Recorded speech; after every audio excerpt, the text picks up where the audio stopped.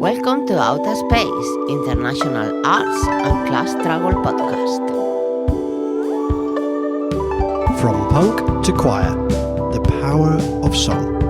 An interview with Bruno Coffineau.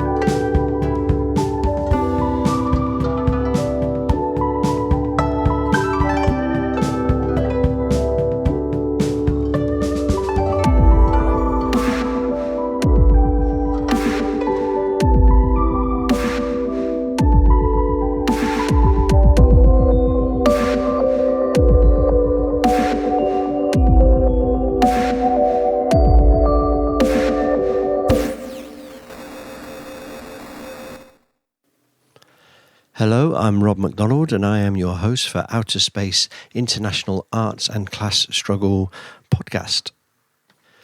This podcast is part of a series of podcasts that we are doing related to the historical memory of the Spanish Civil War, particularly the Solidarity Park project. So we're going to be talking to lots of artists involved in that project. What are their reasons to be involved? How do they see the fight against fascism and the far right today? But also their general political outlook, and touching on many of the questions that the podcast normally talks about.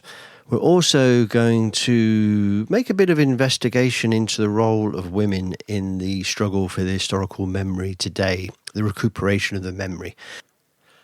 We'd also like to thank the Diputació de Barcelona and Amicel, the International Brigadistas Association in Catalonia, for their support in this project.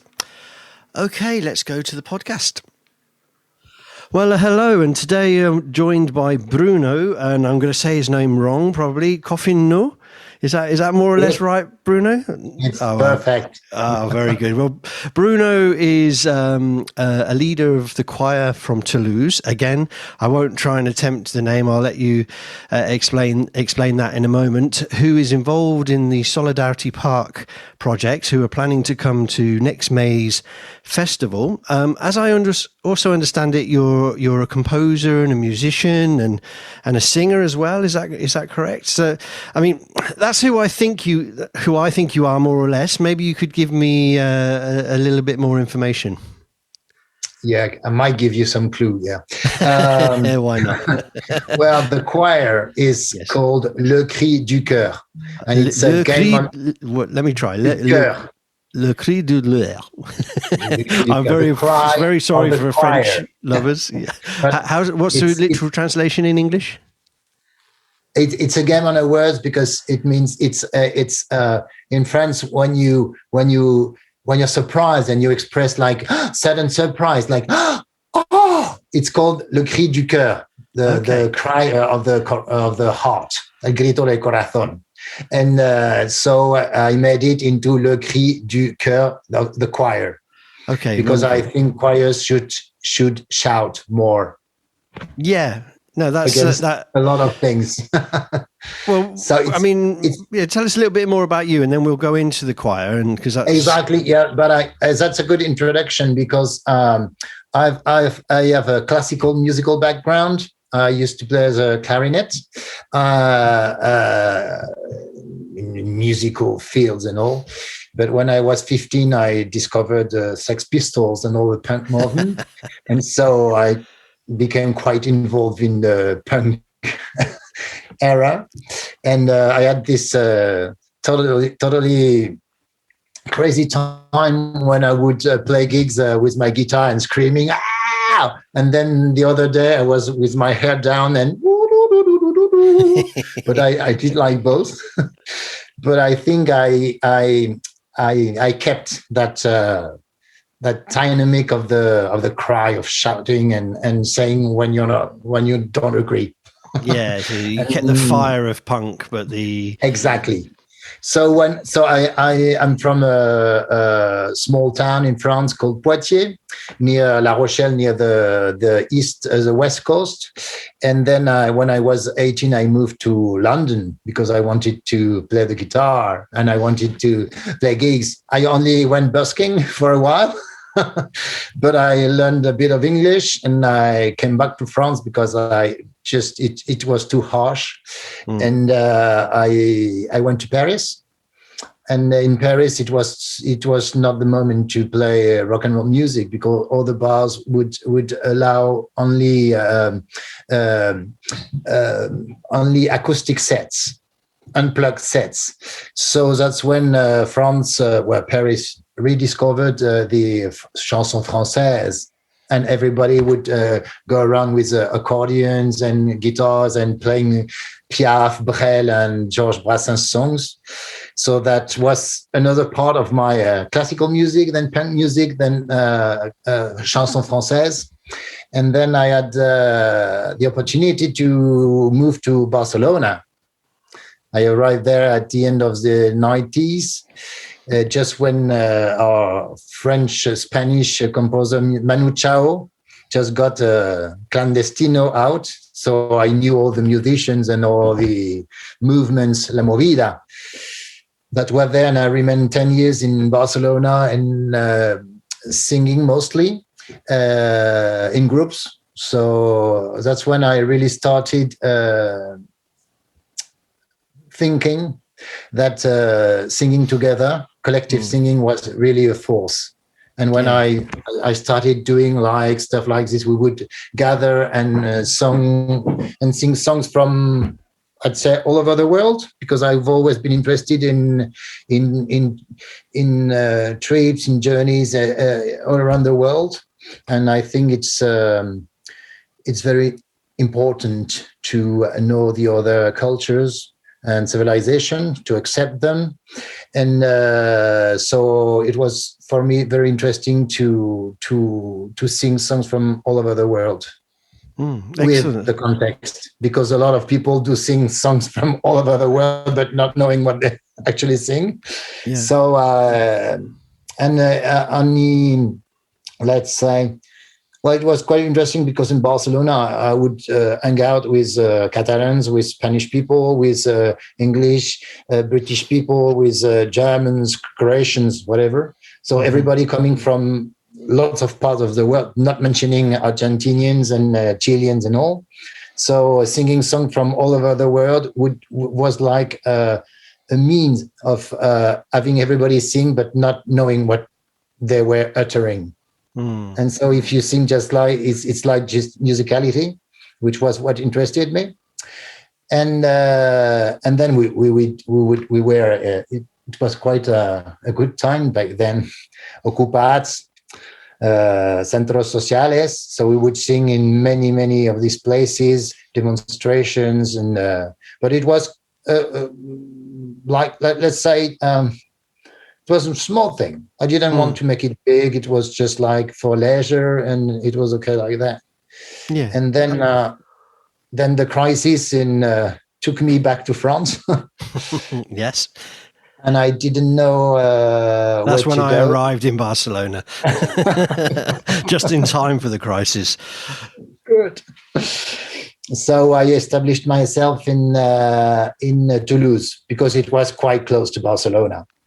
And when I was in Barcelona, well, I have many friends, and I got really interested then in the Civil War, in the Spanish War, because a lot of my friends were Catalans. A lot of my friends had grandparents and all that were involved in that. Of course, I read Homage to Catalonia, and it was like I read all things about the POUM and Del Ebro, and that's when I started getting really interested in songs from that era, but not knowing really what I wanted to do with that. And then just to unpack that a little bit, because there's a nice evolution there. I like the basically from punk to choir route, and somewhere the same energy, maybe. I mean, before I go into some of the things you mentioned there, just tell us a little bit more about the choir in Toulouse. So what kind of stuff do you do? I mean, you've given us a little bit of a run up to it, but I'm kind of interested in the choir itself, how it operates today, how many people are in it, what kind of songs do you sing then? Yeah, well, actually, it's exactly at the point I was coming to, because when I arrived in Toulouse, I just set the choir. And so I wanted to sing with a lot of people because I would do that in Barcelona. I didn't know what to do for a living in France. So, and I got people together. At the beginning, it was just 20 people, then 30s and 50s, and a lot of people. But we split the association in two, and I remained with the choir. We are 50, 45, 50 men and women. And the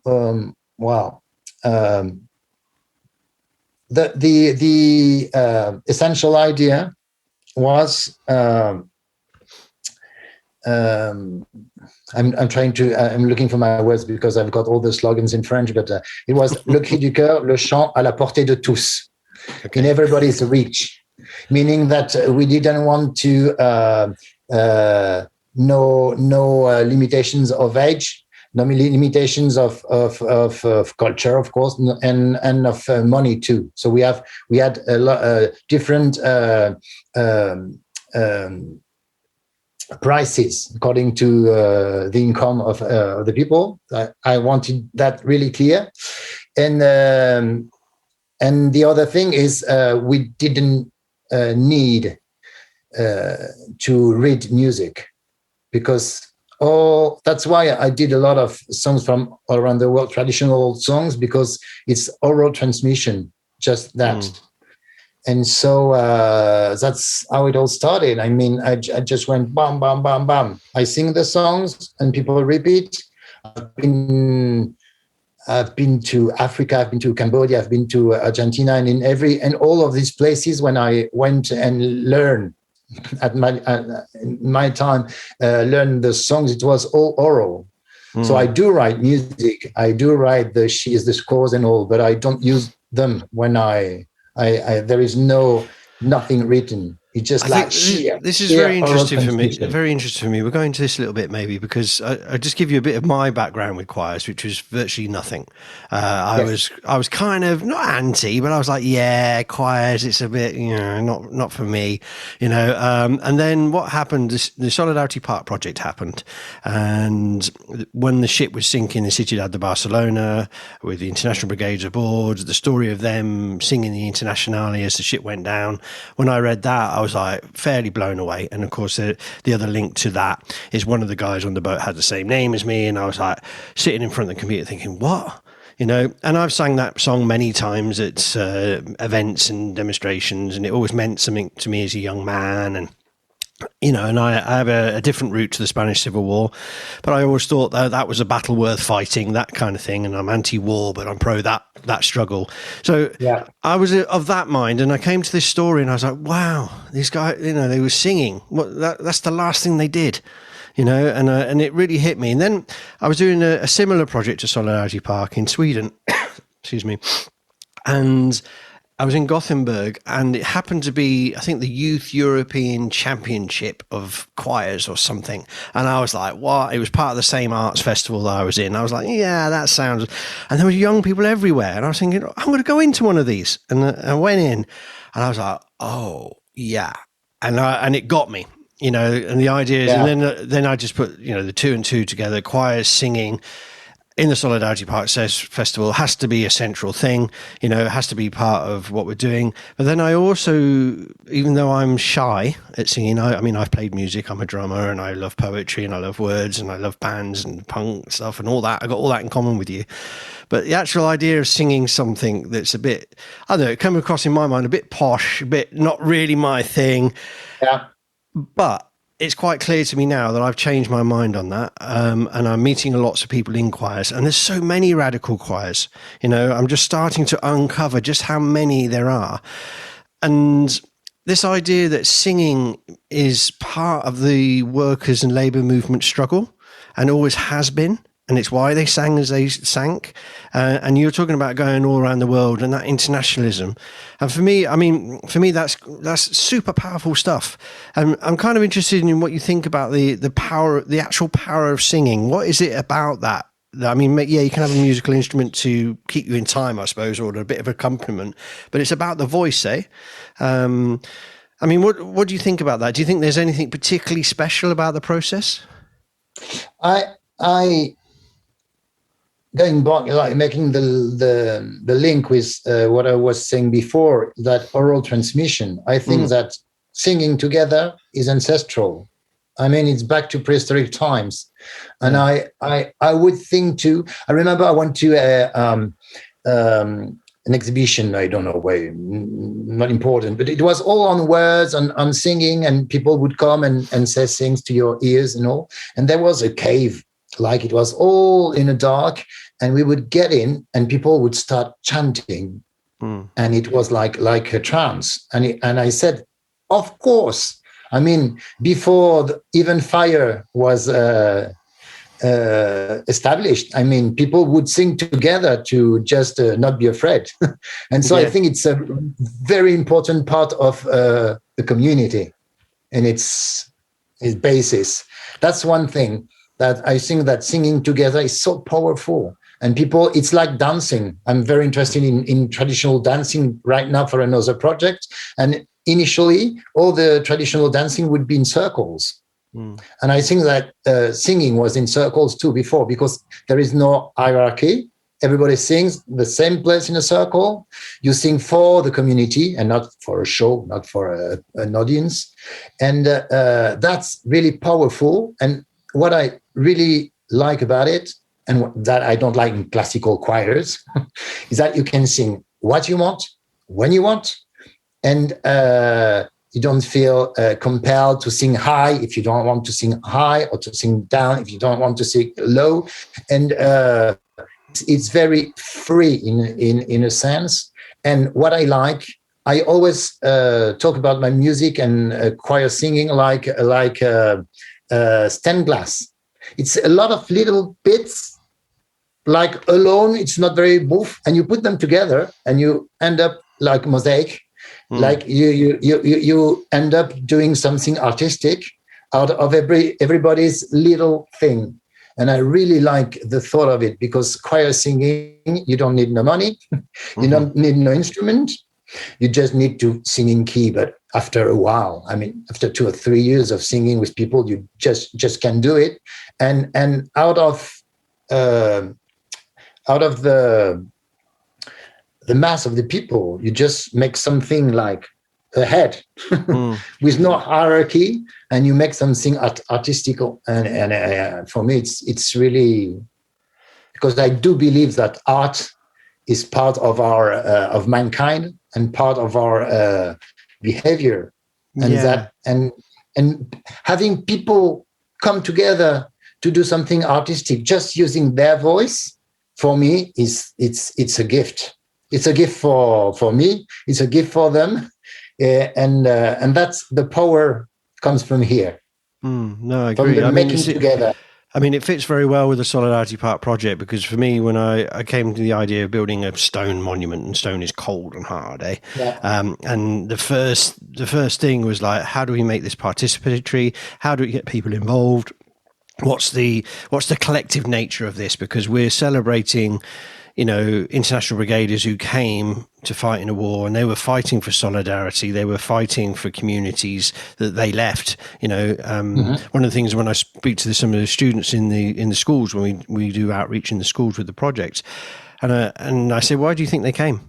And they didn't come on tourism. They didn't speak the language, and it's like, to explain to them that they came for the same social reasons as they were fighting for in Spain was important. And that for me is this idea of the collective thing, and singing and in general, but actually choir singing that brings people together and participates is it's a political act in that sense. And I think that's why it's so important.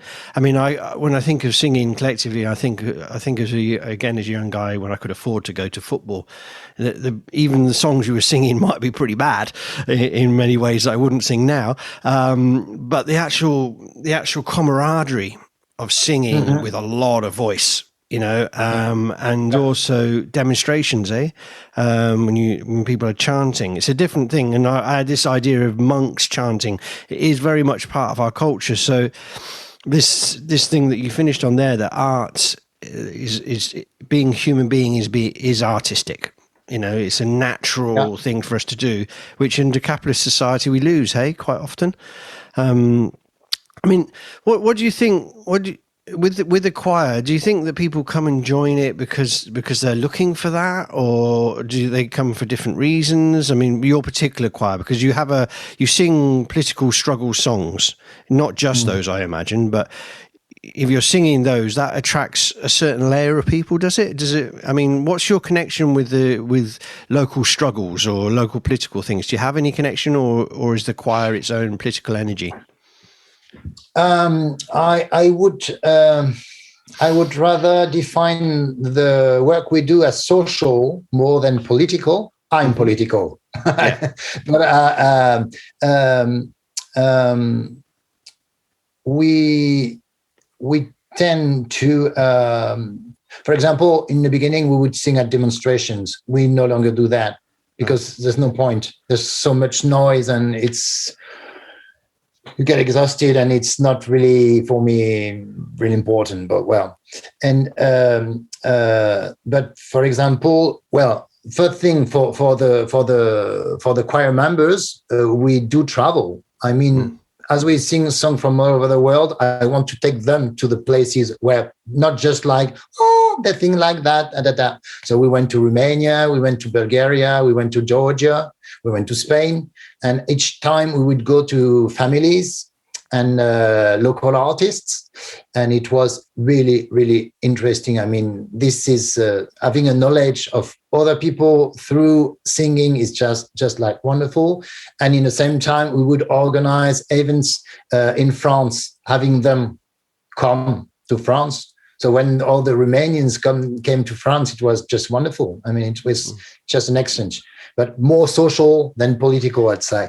And that is very much part of what the Solidarity Park project is trying to do. I mean, we're trying to connect the choirs together, and we talk. Exactly. Well, we use this language of uniting the local with the international again, because it was on a local event, if you like, in a big civil war which was central to the whole world at that moment, and so it was local fishermen that went out to save the brigadistas.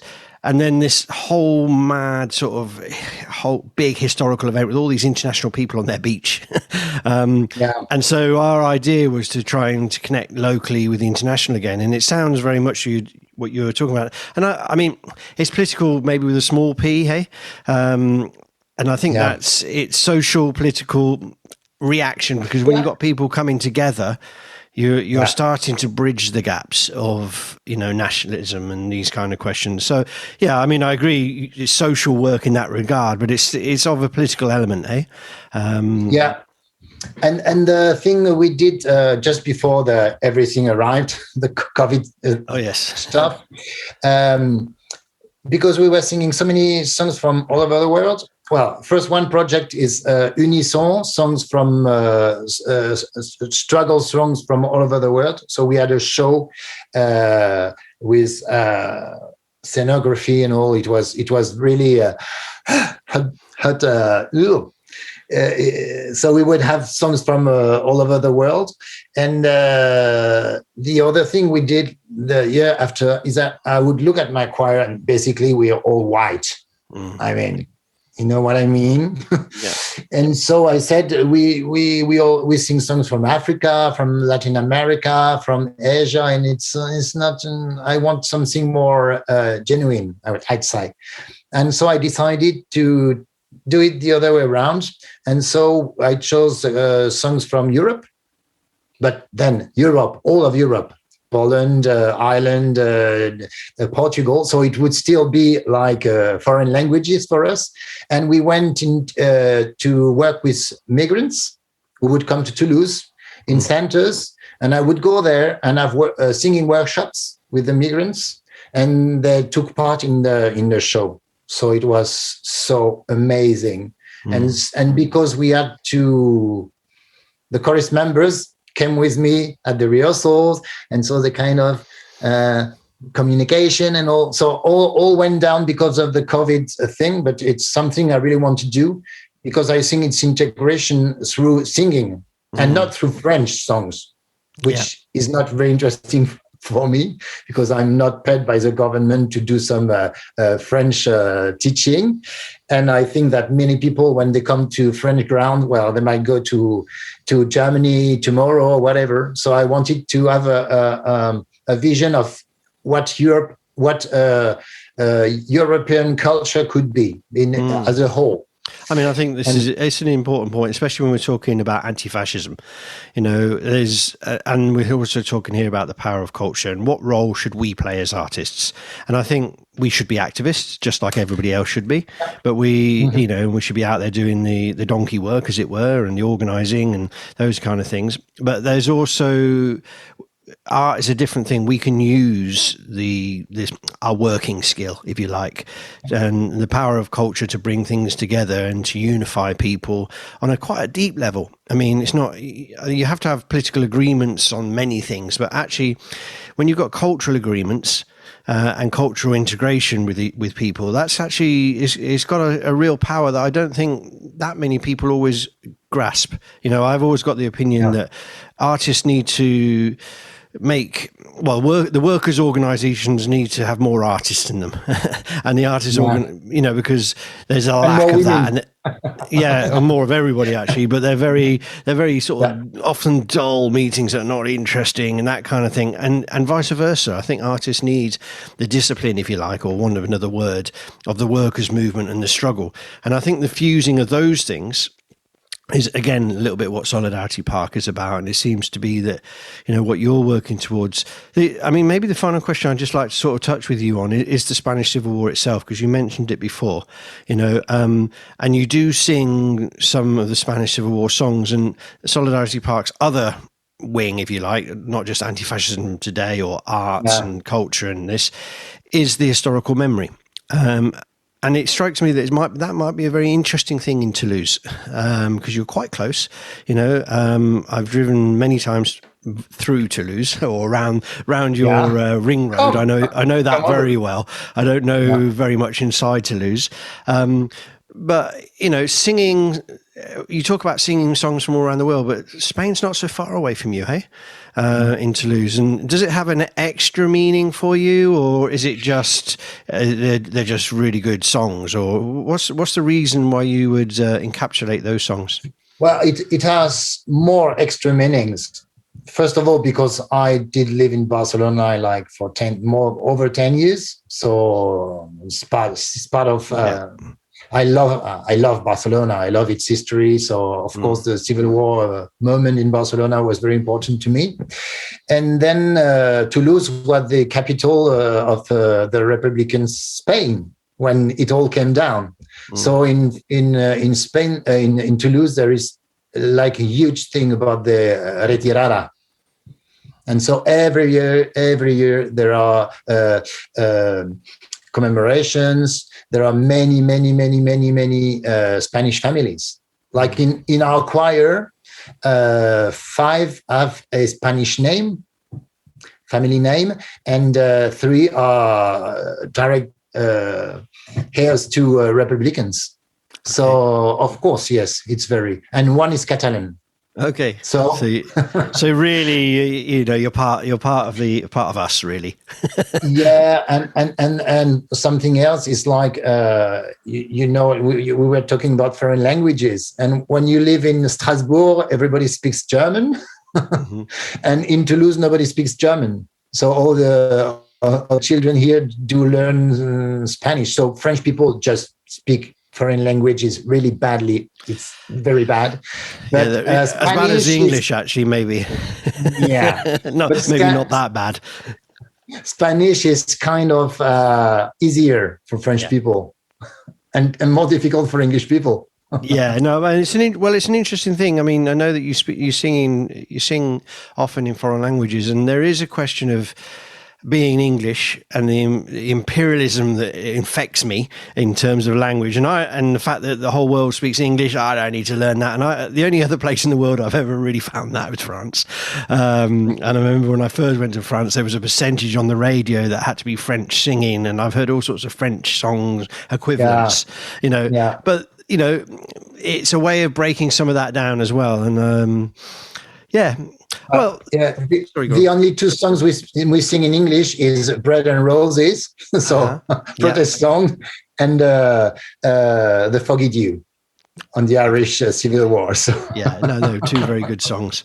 Yeah. Well, listen, Bruno, it's been really interesting to touch base with you, get to know you a little bit. Really looking forward to you coming in May, COVID allowing, of course, bringing the choir down. We will.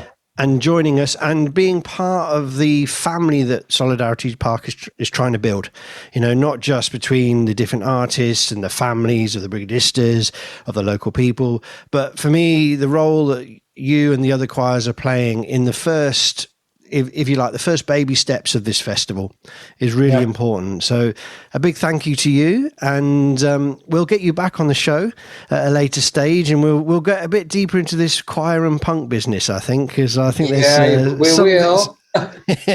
there's something to be said there. I've got this imagination now of really sort of fuck off sort of choir singing sort of thing. That's what's in my head anyway. The visual on the poster for the show is a fist with a tuning fork. Okay, yeah, that sounds about right to me. The power of the power of music, eh? Okay, exactly. Bruno, thanks very much. Thank you very much. Thank you for coming on the show, and we'll speak to you again soon. Bye now. Yeah, looking forward to being there. Bye. We hope you enjoyed the show. If you have something to say to us, then join our Facebook group or contact us at outaspace.com. That's outa-space.com. See you soon.